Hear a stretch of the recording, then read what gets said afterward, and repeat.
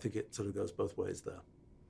That is such an interesting idea that you mentioned, that like how you explain quantum mechanics in the sense of like a bunch of threads, and that we see fields and ideas as a single threaded thing, that how it could be. So over the last couple of months, I've been obsessed about flying things, and the way how I've been teaching myself everything is through writing.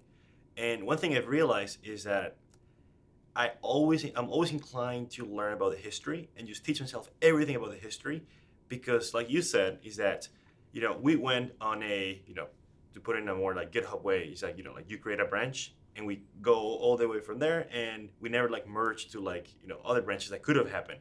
So when you go back to the history, then you can see all the branches, all the different possibilities that you could have picked and see. And I think that only by learning the history, like going back to the fundamentals, like reading, Darwin or reading, all this like, or the original sources, how you can create possible like this new branches that you can actually merge through different ways. Right. What was the subject you said? Flying? Yeah, so I like planes or drones. Yeah, so like my idea is that I don't want to ever walk on campus or take the bike or anything, and I want to create a personal flying vehicle. Stupid, maybe not. Who cares? But I've seen some demos of such things. So I was like, okay, I want to teach myself everything about it and build some drones and things like that. Anyway, so that's an example of how I have a similarity of like the history is such an interesting thing that it can allow you. Yeah, well, I mean, drones are a great example of why were drones not built in gas-powered drones built in the 1940s or something? Well, the answer is because the control systems were too hard. And it took flight control, microprocessor-based flight controllers to be able to actually make the thing stable, because a human controlling it couldn't make it stable. It was something computers do better than we do. But I think, I mean, it's an interesting case where there probably is, I don't know. I was,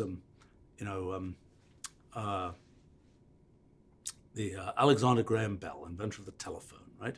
One of his obsessions in later life was kites and flying things. And so there's these wonderful pictures, I just happened to run across them recently, of these tetrahedral kite structures that he built, which are actually fractal-like things.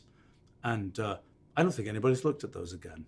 I mean, it's a kite structure that is some kind of truss that has some good weight to area ratio, et cetera, et cetera, et cetera. Who knows? Maybe that's the thing that should be, delivering cell phone service or something from flying high altitude flying things. Who would know? It is the case that, in engineering, for example, it's pretty common that an idea exists and it was 50, 100 years ahead of its time.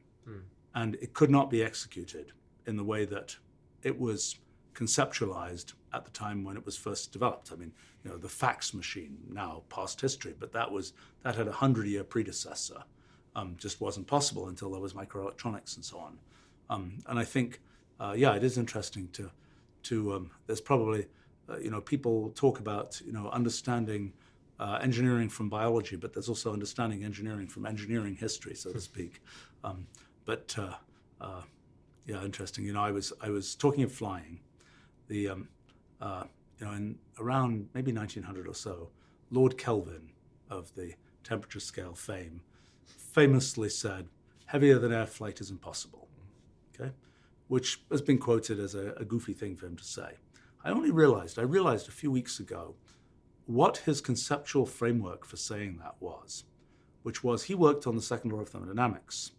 And one of the statements of the second law of thermodynamics is perpetual motion machine is impossible. Right. That will take heat and make mechanical work out of it. And I'm pretty sure, and I need to go look at what he actually wrote, I'm pretty sure that his heavier than air flight is impossible, he thought that was a statement just like the second law of thermodynamics, that it was a statement that you couldn't, I don't know, I'm not sure exactly, I have to read what he actually wrote, but it's sort of interesting to me that statement, which on its face just seems kind of silly, is actually probably had for him a not completely foolish kind of, precursor in something that people still believe, which is it's impossible to make a perpetual motion machine of the second kind that just, from heat generates mechanical work. So interesting. No, I think it would be, Yeah, in fact, I wonder whether he actually imagined that. Actually, this is, now that I think about it, I wouldn't be surprised. I'm going to find this out. But, birds fly. Life didn't follow what they thought of as being second law behavior back then.